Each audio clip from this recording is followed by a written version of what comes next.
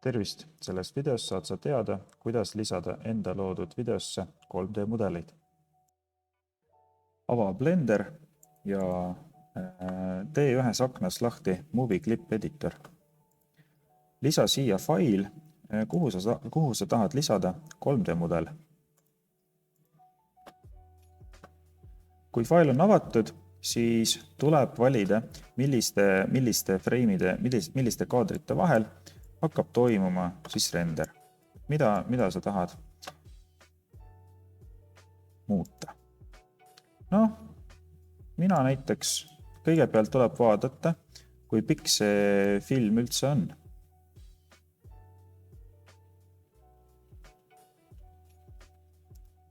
Siit tuleb välja, et filmi kestvus on umbes 700 kaadrit. 703. Ja meie soovime siis, et lõpp oleks kaadril 703 või frame'il 703 ja algus. Mina ei soovi nii pikka videot. Mina teen natukene lühemaks seda. Näiteks 350. Nii. Siin allpool on näha, kuidas arvuti mälu jätab meelde selle video erinevad osad. Ja kui terve see video on siis läbi mängitud, siis arvutil on edaspidi palju lihtsam tööd teha. Paneme siis esimesele frame'ile seda videot ja alustame jälgimisega. Jälgimispunktide lisamiseks tuleb siis pigistada kinni Ctrl ja valida üks punkt, näiteks tooli äär, kus on heleda ja tumeda kontrast, sobib meile väga hästi. Vajutades track saab siis vaadata, mida see jälgimispunkt antud hetkel jälgib. Hetkel see jälgib siis selle heleduse ja tumeduse piiri. Vajutades Alt S tekib ka aken, mis näitab, kui suur on ala, mida arvuti otsib siis järgmises kaadris. Ja nüüd pigista kinni Alt ja vajuta nool paremale. Siis arvuti hakkab teostama otsimist.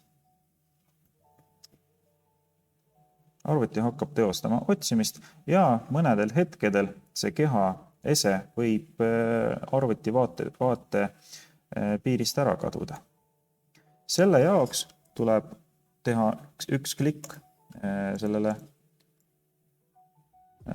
punktile ja lohistada seda siis sinna õigesse kohta, kus see olema peab. Kui see hakkab vaikselt ära sõitma, siis vajuta ikka edasi ja lohista seda umbes sinna, kus ta olema peab.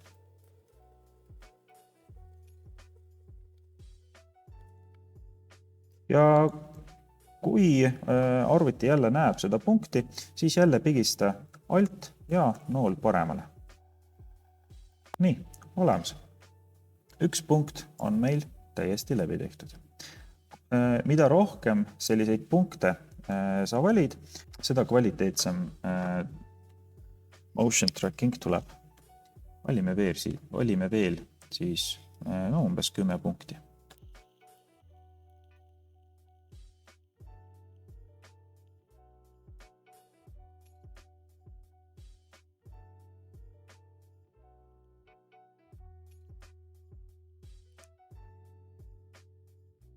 Väga oluline, et jälgimispunkt oleks nähtav terve selle filmi jooksul. Näiteks, kui me jälgime jälgimispunkti, mis asub täpselt siin, siis see jälgimispunkt on terve selle klipi jooksul nähtav ja seda saab väga hästi kasutada.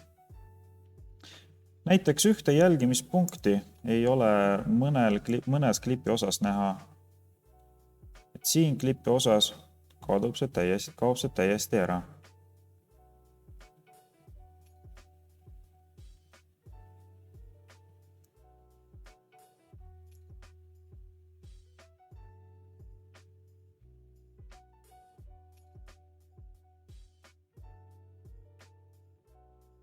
Võib proovida kasutada näiteks mõnda tumedat laiku põranda peal. See võib ka täiesti sobida.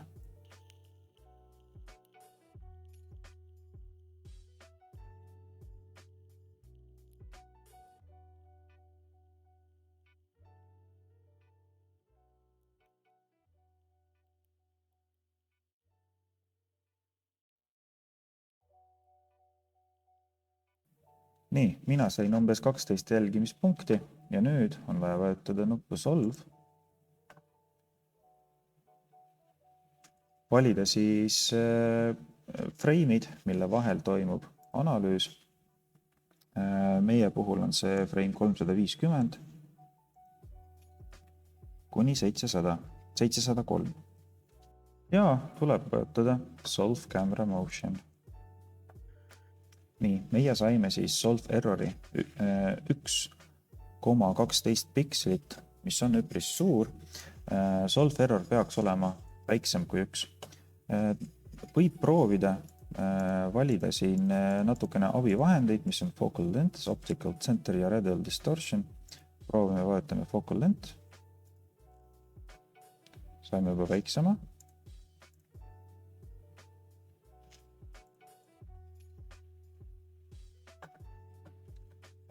Kui nende 3 tšekiga ei õnnestu viia solve errori madalamaks, no me natuke saime, aga mitte nii väga, siis tuleb otsida, milline punkt annab suure vea. No siit saab siis punktile vajutada ja vaadata, mis on average error. Selle punkti error on 1,06. No, proovime, kustutame ära mõni punkt, mis annab kõige suurema vea. No siin punkt annab näiteks vea 1,43. Proovime, kustutame selle ära ja vajutame Solve Camera Motion. No saime 0,77 ja see on üpris okei. Ei ole ideaalne, aga ei ole ideaalne ja ei ole väga õudne. Nüüd tuleb siis vajutada, tuleb valida, millised punktid asuvad põrandal. Valime 3 punkti, põrandal asuvad 3 punkti, millel on kõige paremad siis average errorid, ehk siis kõige väiksemad, mis on 0,64, nad peaksid asuma üksteisest võimalikult kaugel ka. Nii, 1, 2 ja 3. Pigista kinni Shift ja vali need 3 punkti. Ja vajuta nupule Floor. Nüüd on põranda pind fikseeritud. Pigista kinni siin ääres vasak hiirenupp ja lohista see alla suunas. Kindlasti ära lohista üles suunas, muidu kogu su töö kustub ära. Ja vali siin 3D viewport. Ja vajuta Setup Tracking Scene. Ja nüüd on näha, kuidas liigub kaamera ja selle kaamera liigutused on täpselt need samad, mida siis tegid sina, kui filmisid enda klipi. Võid kustutada näiteks seda groundi siin ja võid teha väiksemaks kuubiku, vajutades kuubikule ja klõpsates S-i. Võime nihutada seda kuubikut ja vaadata, kas kuubik jääb siis meie põrandale seisma. X-i suunas sobib see väga hästi, Y-i suunas jääb see ka ilusti põrandale.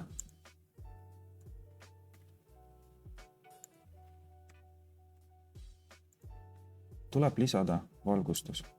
Kuna valgusallikad siin on aknad, siis valgusallikas tuleb lisada sinna, kus umbes asub aken.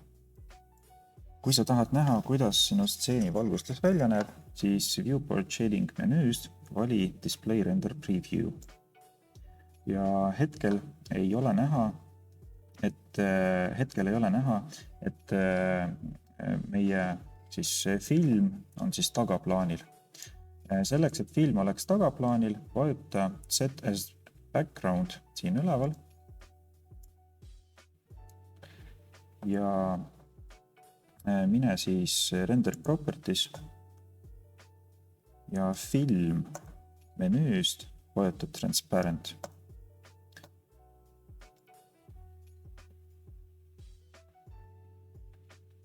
Nüüd on kenasti näha, kuidas siis film ja meie 3D mudel siis koos välja näevad. Proovi vajuta F12.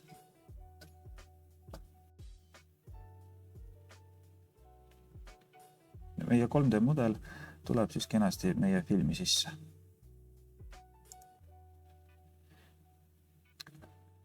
Kuna valgusallikas ei ole ainult üks aken, vaid akneid on mitu,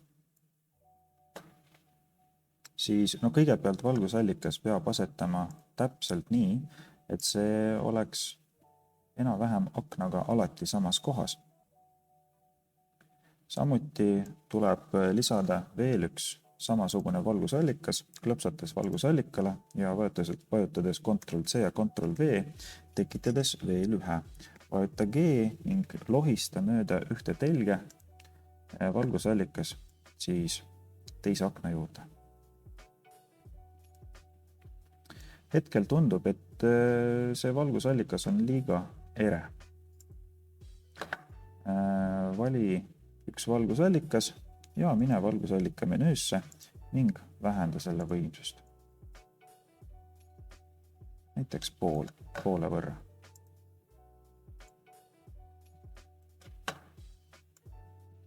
Kui tundub, et ikka on liiga ere valgusallikas, siis vähenda võimsust veel rohkem.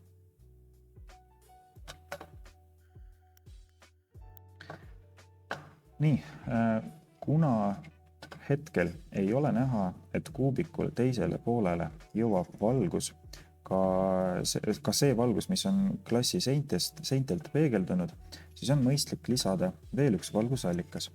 Vajuta Add, Light ja Area.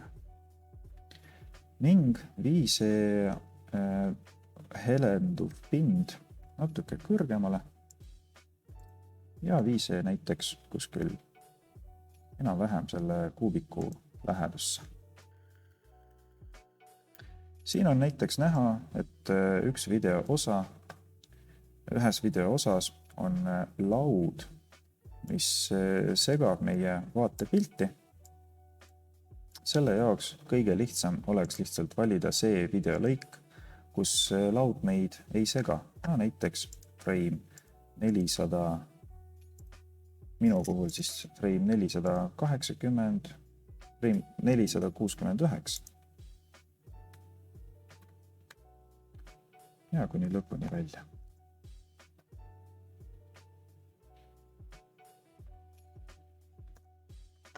Hetkel on ka näha, et valgus, mis tuleb meie valgusallikatest, on liiga ere ning ei ole loomulik. Võid proovida seda valgust natukene vähendada. Et pilt oleks veel loomulikum, siis valgusallikatele tuleks anda ka õige värvus. Praegu videos on näha, et aken on õrnalt selline sinakas, siis tuleb sinakaks teha ka valgusallikas.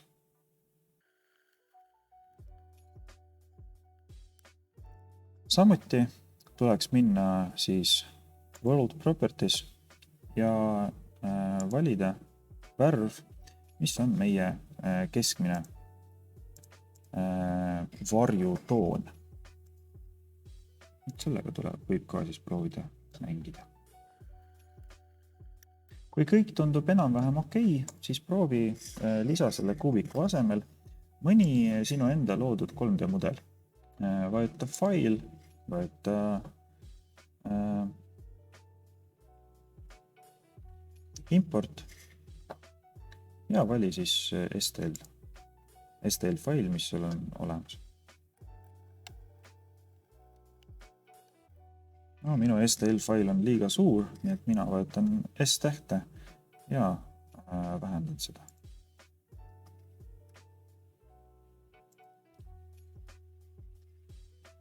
Ja on oluline, et see asuks põrandast natukene kõrgemal, siis ei tundu see ebaloomulik.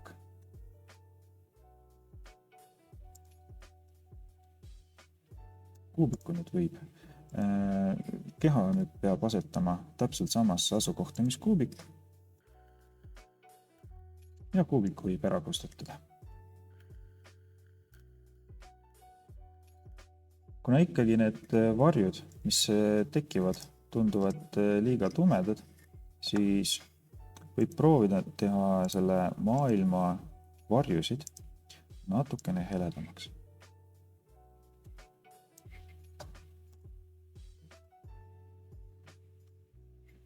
Vajuta F12, siis sa näed, kuidas sinu pilt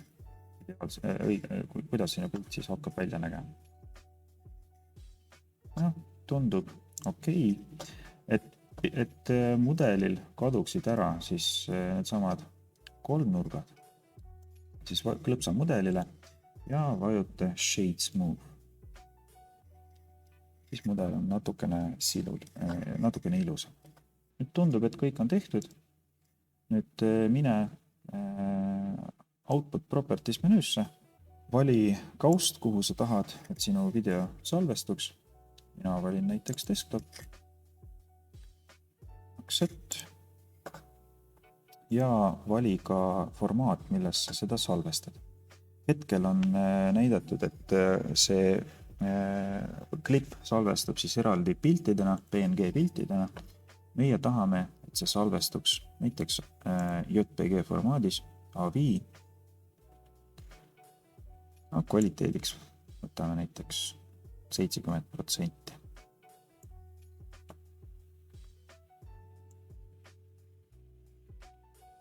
Vaatame, et frame'id oleksid samad, need on siin automaatselt samad. Frame rate on 30 fps, on see sama frame rate, milles mina filmsin. Ja vajutan render ja render animation. Arvuti hakkab siis igat kaadrit renderdama, sinule jääb natukene oodata.